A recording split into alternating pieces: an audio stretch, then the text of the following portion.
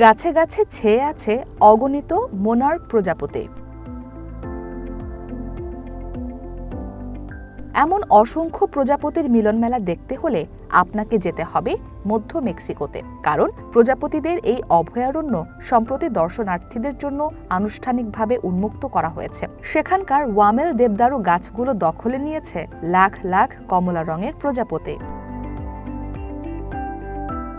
প্রতি বছর নভেম্বরের শুরুতে মৃদু ঠান্ডা আবহাওয়ার জন্য এই মোনার্ক প্রজাপতিগুলো স্থান পরিবর্তন করে। এ সময় তারা দল বেঁধে কানাডা ও আমেরিকা থেকে 4000 কিলোমিটারের বেশি পথ পাড়ি দিয়ে মেক্সিকোতে আসে। এরপর মার্চ পর্যন্ত এই অভয়ারণ্যগুলোতেই অস্থায়ীভাবে বসতি স্থাপন করে।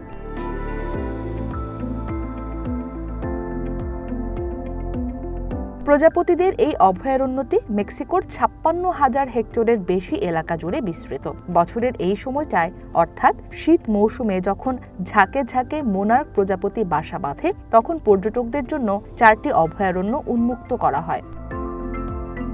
মেক্সিকো সরকারের তথ্যমতে 2023-24 সালের তুলনায় এই মৌসুমে প্রজাপতি আগমনের সংখ্যা বেড়েছে দ্বিগুণ। ইসরাত মুক্তি, ওয়ান ইন্টারন্যাশনাল ডেস্ক।